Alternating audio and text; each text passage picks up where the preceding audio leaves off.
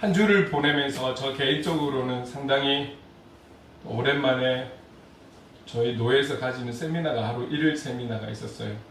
온천역에서 가까운 소정교회라는 곳에서 저희 노회 안에 속한 교회이기 때문에 거기서 또 이제 세미나를 가졌는데 너무 제가 개인적으로 오랜만에 어떤 제가 교만해서가 아니라 우리 주제와 맞지 않는 내용들을 자꾸 세미나를 인도를 하셔서 그동안에 조금 교만했던 것 같아요, 제가. 그래서 좀 이렇게 만족이 되지 못했는데 이번에는 저희의 주제를 뛰어넘어서 우리 목사님들의, 저를 비롯한 목사님들의 근본적인 부분들, 목회 방향성, 목회 중심, 이런 부분들을 말씀으로 그리고 본인의 또 경험으로 인해서 아주 너무 와닿는 부분들을 말씀해 주셔서 되게 은혜를 많이 받았고 도전도 많이 받았고, 또 이번 한 주에는 어제 같은 경우는 또 양면이 좀 있었죠.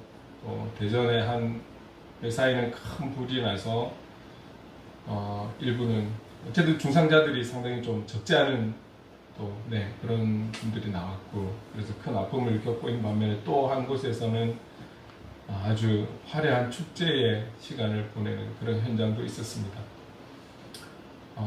또 뭐 모든 일들이 우리가 계획된 일들이 이루어진 것은 아니었지만 우리가 또 애도하는 마음도 분명히 있어야 되지만, 또 뭐 이거를 놓고 서로 간에 또 뭐 양방 간에 이러니 저러니 뉴스거리가 된다라는 게 참 좀 마음도 아프고, 어쨌든 우리가 힘을 모아 가야 하는 때인데 자꾸 그 힘이 분산이 되어 가니까 문제가 되지 않겠습니까?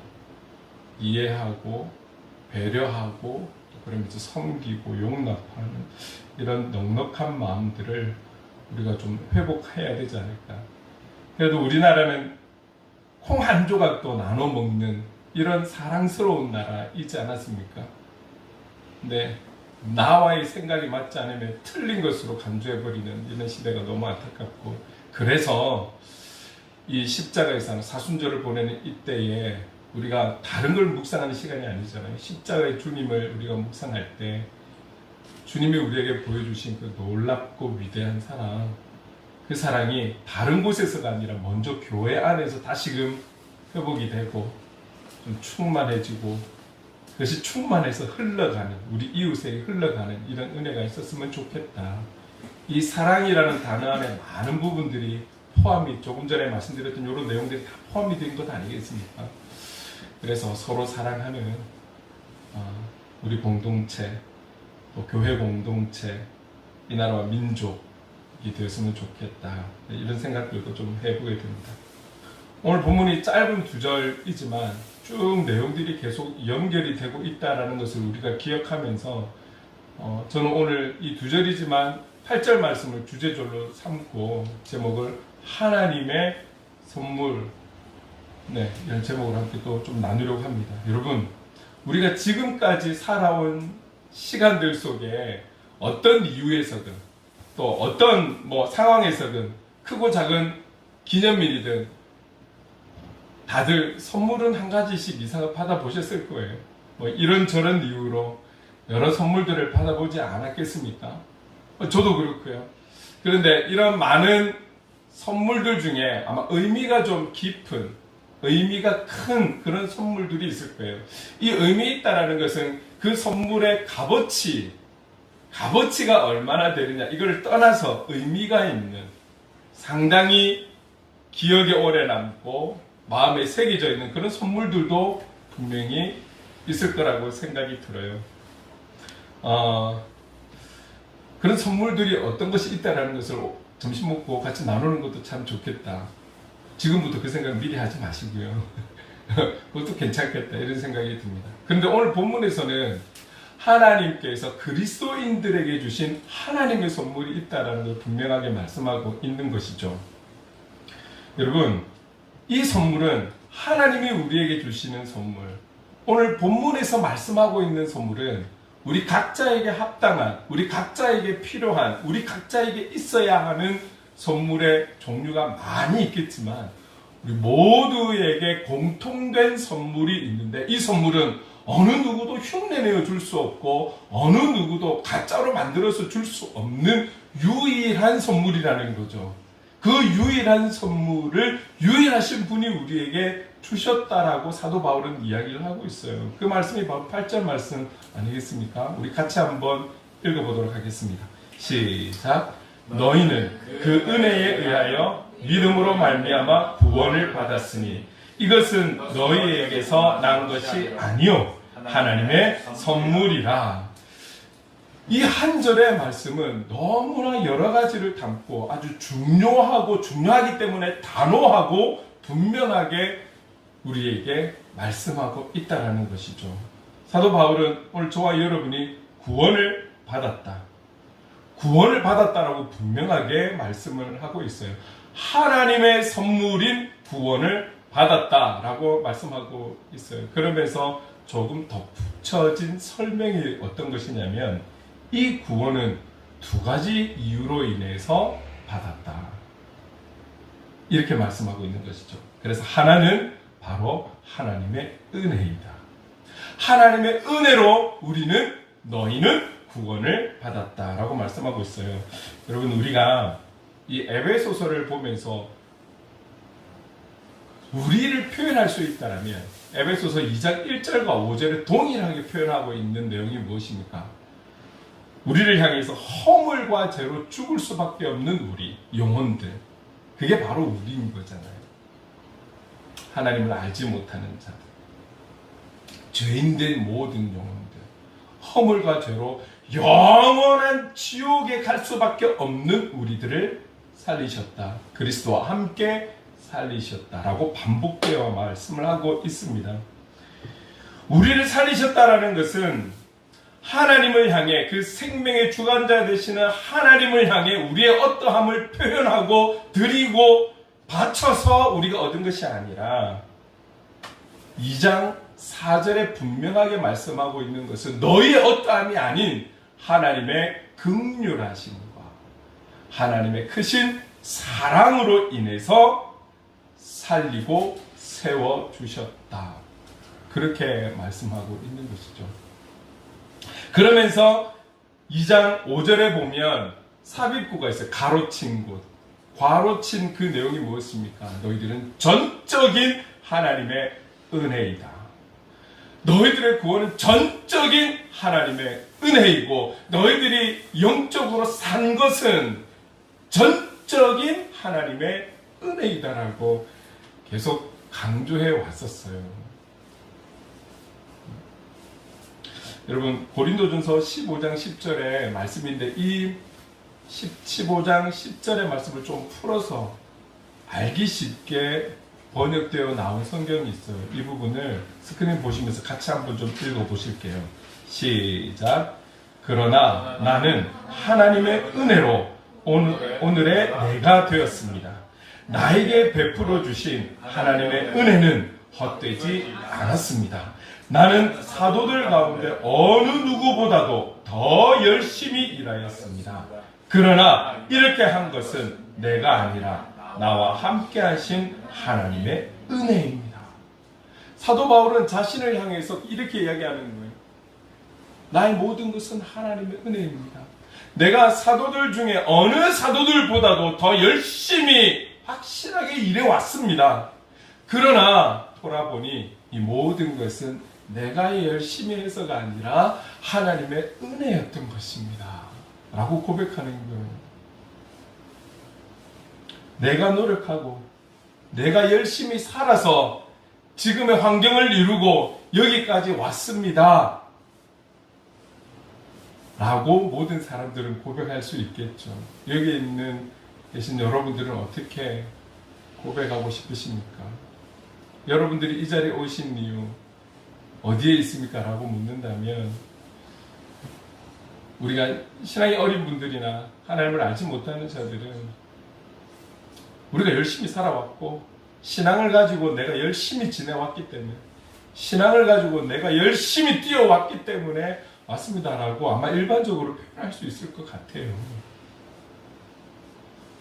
그러나 사도 바울은 그게 아니라는 거예요. 내가 한 줄 알았는데 돌아보니 모든 것이 하나님의 은혜였습니다. 여러분, 우리가 하나님 앞에 구원이라는 놀라운 선물을 받은 것은 우리의 어떠함이 아니라, 우리가 아니라, 내가 아니라 전적인 하나님의 은혜로 구원받은 줄로 믿습니다. 아멘. 자, 그 은혜로 인해서 우리는 구원을 받을 수 있고요. 또 하나는 믿음이라고 말씀하고 있어요. 믿음은 어떠한 사실을 믿는 거잖아요. 그것을 믿는 것으로만 끝나는 것이 아니라 그것을 믿음으로 내가 받아들이는 거예요. 그리고 그 받아들인 것을 가지고 살아가는 것이죠. 그게 믿음인 거잖아요. 여러분, 구원을 받기 위해, 구원이라는 것을 받기 위해 어떠한 사실을 믿고 받아들였기 때문에 우리가 구원을 받은 것일까요? 아무런 생각이 없고 아무런 마음이 없는데 그냥 구원이 와서 구원을 받은 것일까요? 하나님의 은혜로 인해서 우리가 구원을 받았고, 무언가를 믿는 그 믿음으로 인해서 우리가 구원을 받았는데, 그 믿음에 대해서 분명히 말씀하고 있는 것은 바로 예수 그리스도를 이야기하고 있다는 것이죠. 예수 그리스도. 그러면 예수 그리스도의 무엇을 믿고 무엇을 받아들였기 때문에 우리는 구원을 받은 것일까요? 예수 그리스도. 예수 그리스도의 시작에서부터 끝을 한번 간단하게 살펴볼까요? 예수 그리스도의 성육신.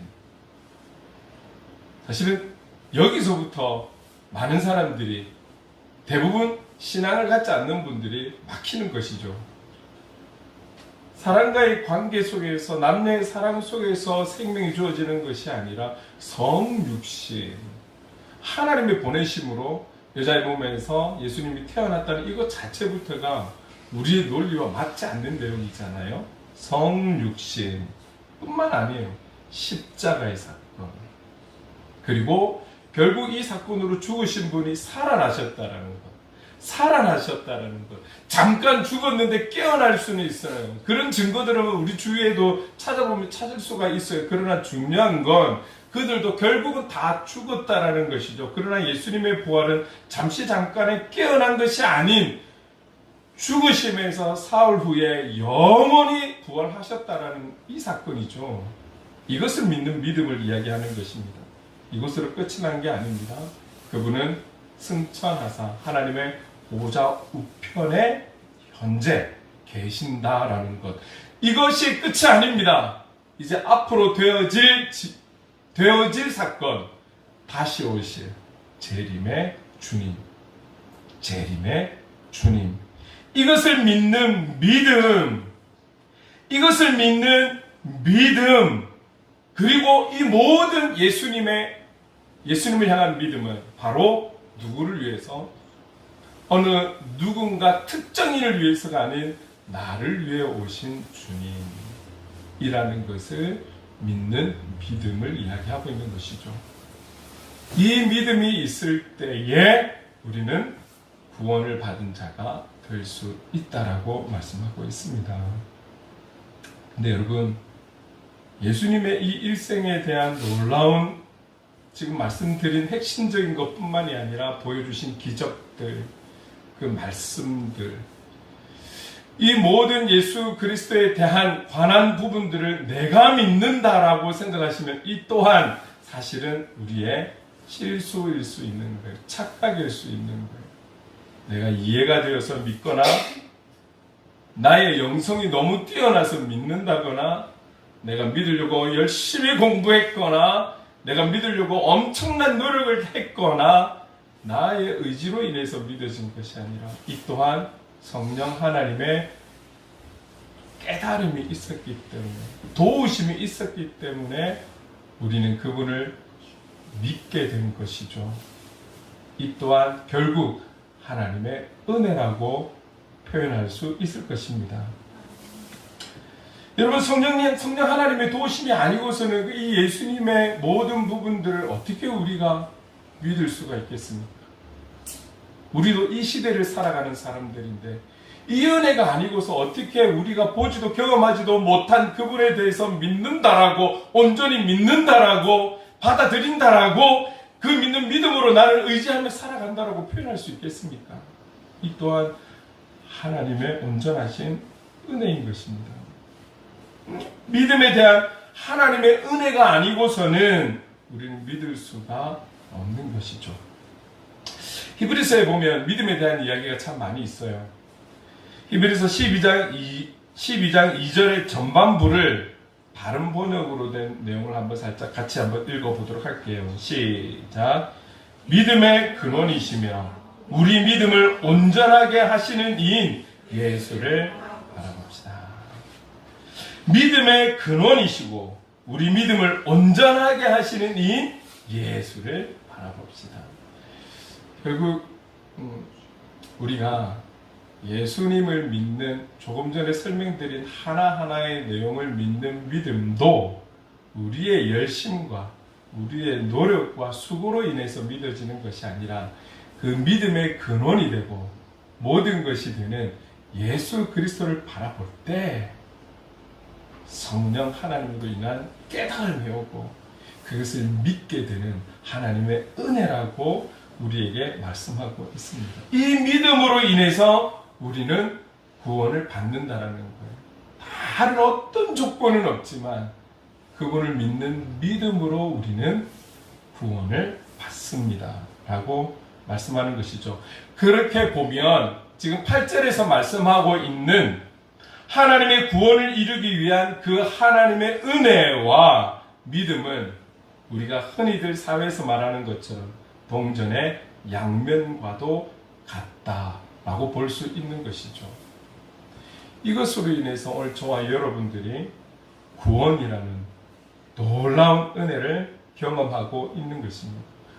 구원이라는 선물을 받아 누리며 살아가고 있는 것입니다. 그런데 여러분, 오늘 본문에서는 9절에 또 이렇게 말씀하고 있어요. 같이 한번 읽어볼게요. 본문 9절 시작. 행위에서 난 것이 이는 누구든지 자랑하지 못하게 하리라. 네, 모든 것은 하나님의 은혜이지 우리의 행위에서 난 것이 아니라고 본문은 분명하게 말씀하고 있어요. 그래서 이것은 누구든지 자랑하지 못하게 함이라.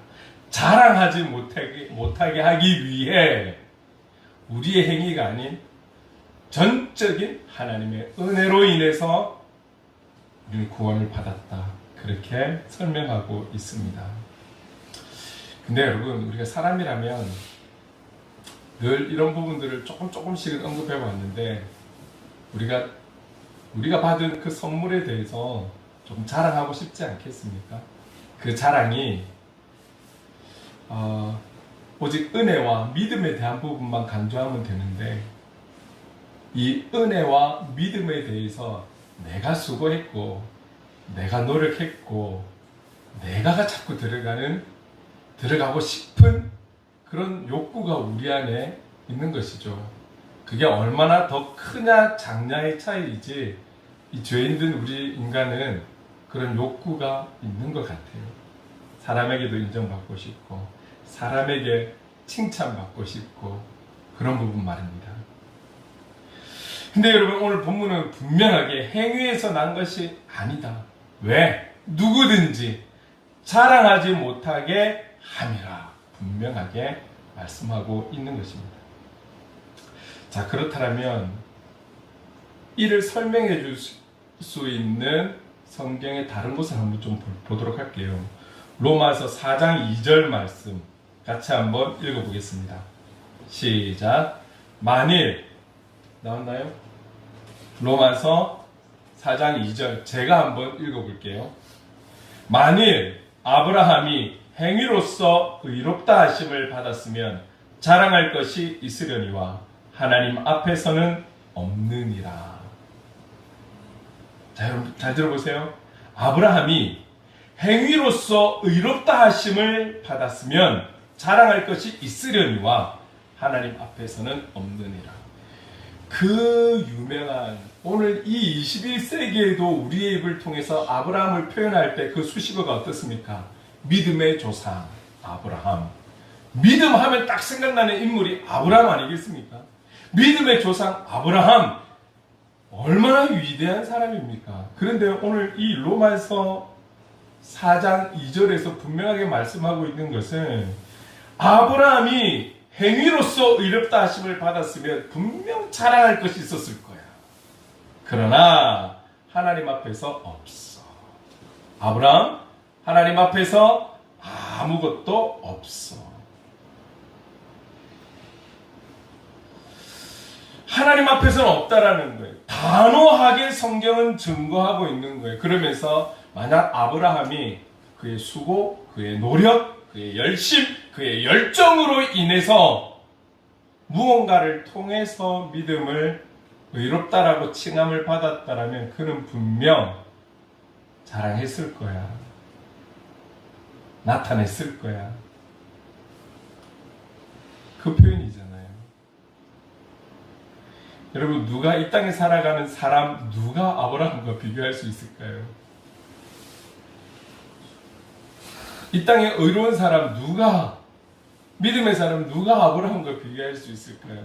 그런데 그 아브라함에 대해서도 그가 행위로 구원을 얻었다면, 구원을 받았다면, 그가 행위로 그의 믿음이 의롭다라고 칭함받았다라면 그 또한 자랑했을 거야. 라고 성경이 증거하고 있는 거예요.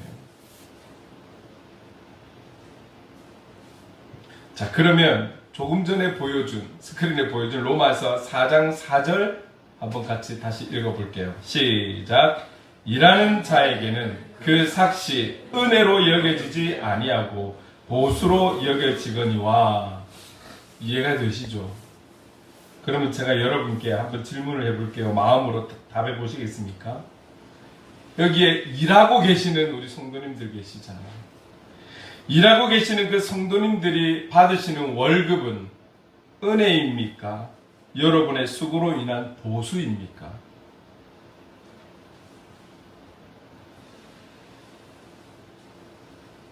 바로 답을 하신 분도 있겠지만 조금 고민하는 분들도 네. 성경에서 뭐라고 이야기하고 있습니까? 로마서 4장 4절. 일하는 자에게는 그 삭시 은혜로 여겨지지 아니하고 보수로 여겨지거니와.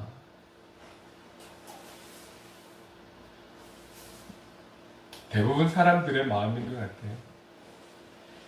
어쨌든 간에 내가 그 현장에서 열심히 수고하고 봉사하고 일하고 있지 않느냐, 땀 흘리고 있지 않느냐, 이것이 그 모든 것에 대한 나의 주어진 대가, 나에게 주어진 대가, 이게 하나님 은혜라고.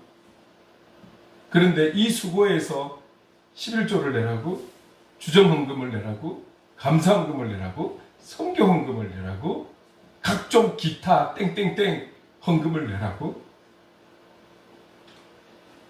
이렇게 생각하시는 분들이 많으실 거예요. 여러분, 일하는 자에게 그 삭시 보수다라고 말씀하려고 이 구절이 있는 것 아니잖아요. 여러분, 먼저 항상 우리에게는 우선순위라는 게 있는 것 같아요. 그렇죠? 우리가 세상을 살아가는 이유, 지금 저와 여러분들이 지금의 현장에 있는 이유는 먼저는 보수를 위한 그 현장이 아니라 우리를 향한 사명이 있기 때문에 생명을 주시고 호흡하게 하시고 믿는 자로 불러주셔서 지금의 때에 지금의 현장으로 하나님께서 파송하신 줄로 믿습니다. 여러분, 우리가 이런 개념으로, 세상적 개념으로 살아간다면 저 같은 경우는 여기 없어야 되는 게 마땅한 거 아니겠습니까? 그렇지 않아요? 제가 한 만큼 보수가 있어야 되는 거잖아요. 여러분, 우리가 서 있는 모든 자리의 이유는 하나님의 은혜입니다. 그 자리에 있음으로 인해서 우리가 살아가게 되는 모든 이유는 하나님의 은혜인 거예요. 한 번씩 여러분 저를 보시면 계산이 되어지지 않습니까? 정주강 목사는 어떻게 먹고 살아가는지, 어떻게 세 자녀를 음악으로 키워왔는지. 여러분, 묻는 사람들이 왜 없겠습니까? 묻는 분들이 있습니다. 근데 저는 계산이 안 나오기 때문에 말을 못하겠어. 마음을 담아서 진심으로 정직하게 하나님의 은혜입니다.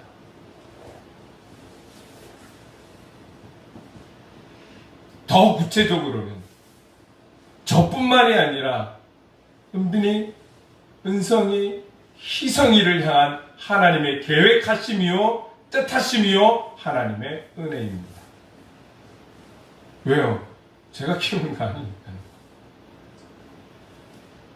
하나님의 은혜인 것이죠.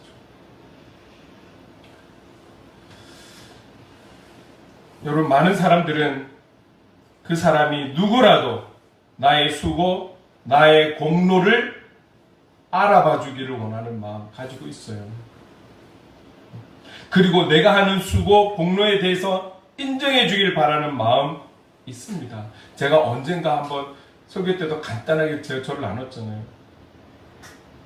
이 작은 교회 사례도 없이 그래도 열심을 내고 뭐라도 몸부림치고, 여러분 이거 은근히 제가 목사님들과 같이 나눌 때 인정받고 싶은 마음이 단 1도 없을까요?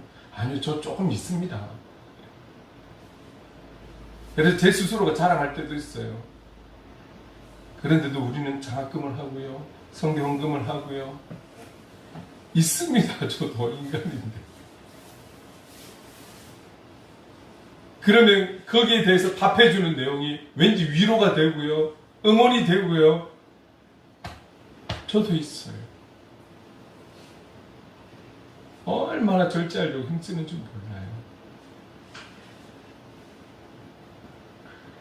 여러분, 누군가가 말이죠, 여러분들의 지인이 여러분들이 그 회사에, 여러분들이 그 일 속에서 그 직책이라면 야, 이 정도 봉급, 이 정도 연봉 되겠네요 하고 알아줄 때 기쁘지 않습니까?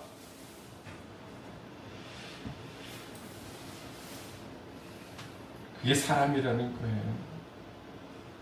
성경이 오래전에 기록된 내용임에도 불구하고 우리 마음을 꿰뚫어 보잖아요.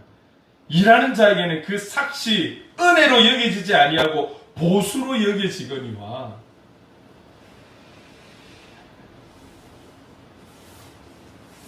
예나 지금이나 인간이 갖고 있는 본성은 그렇게 틀리지 않아요.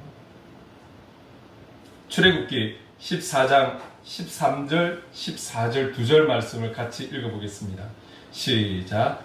모세가 백성에게 이르되 너희는 두려워하지 말고 가만히 서서 여호와께서 오늘 너희를 위하여 행하시는 구원을 보라. 너희가 오늘 본 애굽 사람을 영원히 다시 보지 아니하리라. 여호와께서 너희를 위하여 싸우시리니 너희는 가만히 있을지니라. 아멘. 이 내용 우리가 너무 잘 알죠. 출애굽 430년이라는 약 430년이라는 시간 동안 노예와 같은 삶을 살았습니다. 대를 이어 노예와 같은 삶을 살았습니다. 드디어 하나님께서 하나님의 때가 되어 모세라는 사람을 세우고 동력자를 붙여주셔서 이 노예와 같은 오랜 삶을 사는 이스라엘 백성들을 애굽을 탈출하게 됩니다. 얼마나 기뻤겠습니까? 그것도 그저 몸만 나가게 하지 않았습니다. 애굽인들이 갖고 있었던 많은 예물들, 귀한 보석들을 가지고 나가게끔 하나님께서 채워주시고 공급해주셔서 멋지게 나갔습니다. 어느 누구의 방해도 없이, 문제도 없이, 사건 없이 쫙 멋지게 나갔어요. 그런데 그것도 잠시, 다시 제정신을 차린, 인간으로서 제정신을 차린 이 애굽 사람들은 당대의 최고의 무기를 가지고 이들을 죽이거나 잡아오거나, 그래서 뒤따르기 시작합니다. 그런데 그 소식을 접하고 난 이후에 이스라엘 백성들은 어떤 반응을 보입니까? 430년 만에 출애굽시키신 하나님께서 책임지실 거야, 이 믿음보다는 두려움이 옵니다. 430년 동안 애굽의 군인들에게 사로잡히며 당했던 그 아픔들, 그 고난들을 생각하면서 두려움이 오게 됩니다. 무서워지게 됩니다. 그러니 그들의 입에서 불평이 나옵니다. 괜히 나왔잖아. 그래도 우리가 죽지는 않고 굶지는 않고 살아왔는데 여기 나와서 저들이 그들의 최고의 무기를 가지고 최고의 군인들이 우리를 잡으러 오고 있고 죽이러 오고 있는데 두려움이 엄습해서 불평이 나오고 불만이 나옵니다. 그랬던 그들에게 모세를 통해서 하나님께서 방금 읽은 출애굽기 14장 13절 14절을 말씀하시는 거예요. 두려워하지 말라. 너희는 가만히 나를 보라. 이것으로가 아니라 구체적으로 지금 너희들이 보게 될 그들을 영원히 보지 않을 거야. 나를 지켜봐. 모세를 통해 말씀하십니다. 이스라엘 백성들이 지금의 상황에서 그들이 할 수 있는 것은 아무것도 없었습니다. 그들이 당대의 최고의 군사력을 갖고 있었던 이 애국을 어떻게 상대한단 말입니까? 그들이 할 수 있는 것은 정말 아무것도 할 수 없었습니다. 두려워하지 말라. 그냥 가만히 서서 나를 지켜보라. 구약의 때나 신약의 때나 지금이나 변함없는 것은 하나님의 구원은 우리의 어떠함에서 오는 게 아니라는 거예요. 하나님의 구원은 저와 여러분의 어떠함으로 인해서 오는 게 아니라 하나님의 선물이라는 것이죠. 오늘 이 이스라엘 백성들에게 무엇을 할 수 있거든 해보라가 아니라 너희는 나를 지켜보라. 대신 두려워하지 마. 두려워하지 마. 여러분, 이 시대에 우리에게 필요한 마음이 어떤 것일까요? 우리 간사님이 조금 전에 기도해 주신 것처럼 시대적인 너무나 큰 어려움들, 앞으로 내일 일을 알 수 없는 여러 가지 문제점들, 우리가 살고 있는 이 지역만 바라봐도 너무너무 힘들고, 우리 이 땅에 있는 교회들만 바라봐도 이미 여러분 미국에도 1년에 상당히 많은 교회 수가 없어지고 있다는 거. 그건 미국만의 문제가 아닙니다. 우리나라에도 자연스럽게 아니면 문제가 있어서 문을 닫고 있는 교회들이 엄청나게 많이 있습니다. 물론 자연적으로 출산을 하지 않는 이유도 있겠지만 교회를 떠나고 있는 많은 이들이 있다는 것이죠. 이런 모든 문제들, 살아가는 문제들, 경제적인 문제들, 관계에 대한 문제들, 변화되는 이 사회 안에서의 걱정되는 문제들, 우리가 그럼에도 불구하고 우리 안에 필요한 마음, 아마 하나님께서 계속해서 우리를 향해 외치는 말씀은 두려워하지 말라. 내가 너와 함께 합니다. 우리에게 뭔가를 하라고, 그래서 너희들 할 수 있는 걸 해보라고가 아니에요. 나를 보라. 나를 보라.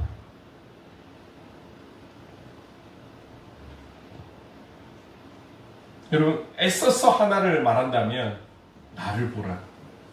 그럼 하나님 보는 거예요. 쉽지 않죠. 내 마음에 두려움이 엄습하고 죽을 날이 고난받을 걸 생각하니 하나님을 바라봐 집니까? 믿음대로 살아야 하는데 우리가 하는 일이 잘 안 되고 나의 직장이 불안하고 언제 어떻게 될지 모르는 그 불안 속에서 하나님만 바라봐 집니까? 그게 쉽지 않거든요. 근데 하나님은 나를 바라봐. 두려워하지 말고. 결코 쉬운 말씀은 아니죠. 그런데 이 애국 백성들은 정말 할 수 있는 게 하나도 없었거든요.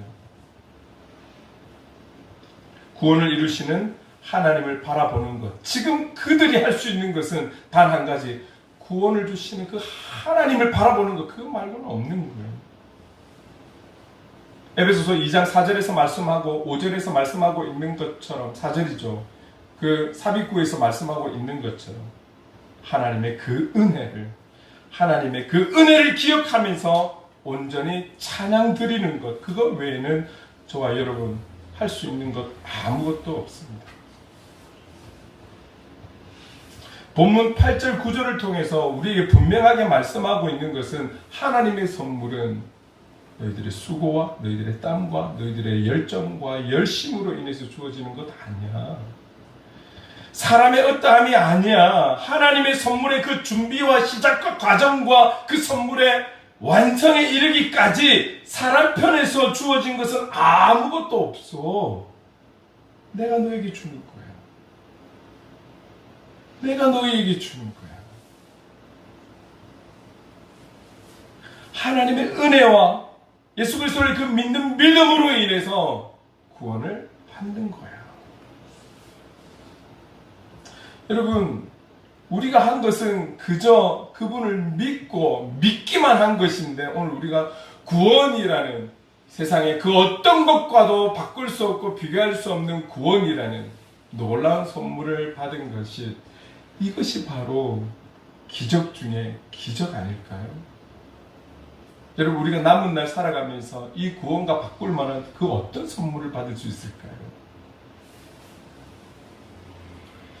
여러분, 왜 이 일이, 이 은혜가 기적 중에 기적이냐라고 말씀드릴 수 있냐면, 8절에 그 하나님의 선물이라는 선물에 해당하는 원어의 뜻을 살펴보면, 우리가 일반적으로 생각하는 선물, 그 뜻도 있지만, 나아가서 또 이 단어에 어떤 뜻이 있냐면, 제물, 희생이라는 뜻도 있습니다.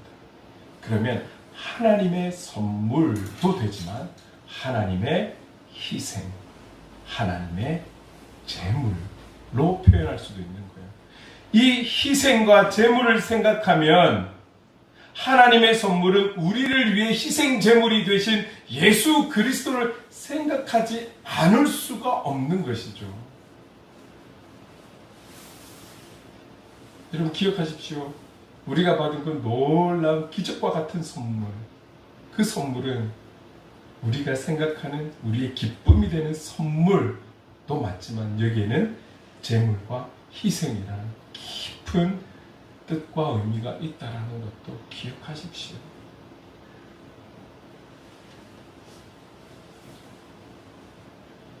나 같은 사람, 허물과 죄로 인해 영원히 지옥에서 살아갈 수밖에 없는 우리를 위해서 하나님의 사랑으로 하나님의 독생자를 보내셔서 희생 삼고 제물 삼아서 저와 여러분을 택하여 구원이라는 놀라운 큰 위대한 선물을 주셨다라는 사실을 우리는 꼭 마음에 담고 새겨서 살아가야 할 것입니다. 이보다 더 큰 선물이 어디에 있겠습니까? 이 선물 때문에 우리는 이렇게 하나님 앞에 모든 것이 하나님의 것입니다. 하나님의 은혜입니다. 라며 시간을 드리고 마음을 드리고 정성을 드리고 헌금을 드리고 다 드리는 거잖아요. 그래서 여러분, 저와 여러분은 하나님의 선물로 인해서 어느 사람 어느 앞에서도 교만할 이유가 없습니다. 겸손히 어떠한 영혼들이라도 그들을 섬기며 세워주며 높여주며 칭찬하며 격려하며 응원하며 받아주고 용서하고 이해하고 세워줄 수 있는, 섬길 수 있는 그런 우리의 마음, 자세, 하나님이 주시는 어떤 상황에도 이겨갈 수 있는 담대함과 어떤 상황에도 굴하지 않는 영적인 자존감을 가지고 살아갈 수 있는 우리가 되어야 하는 것이죠. 여러분, 하나님께서 주신 선물을 받고 안 받고는 그 선물을 끝까지 가지고 가지 않느냐의 몫은 저와 여러분의 몫입니다. 하나님의 은혜와 믿음으로 말미암아 주신 이 구원의 놀라운 선물을 끝까지 감사함으로 받고 누리며 늘 구원의 주님을 바라보고 의지하고 신뢰하고 찬송하는 그런 삶의 예배자로 살아갈 수 있는 저와 여러분 될 수 있기를 주님의 이름으로 축원합니다. 당연히 그럴 것입니다. 당연한 것 없습니다. 중간에 이탈하는 자들 많습니다. 중간에 신천지로 가는 사람들 많습니다. 직분자들도 목사들도 조차도 신천지로 가는 사람 많아요. 그래서 나의 지금의 이 은혜는 끝까지 갈 거야. 여러분 확신하지 마십시오. 당연한 것 아니라 은혜였어. 모든 것이 하나님의 은혜입니다. 우리 끝까지 주님 바라보면서 영적으로 승리하는 삶을 사는 우리가 될 수 있기를 간절히 소망합니다. 이 선물을 가지고 당당하게 담대하게 자존감을 가지고 살아가는 늘 미소로 미소 지으며 살아갈 수 있는 은혜의 삶이 될 수 있기를 주님의 이름으로 축원합니다. 아멘.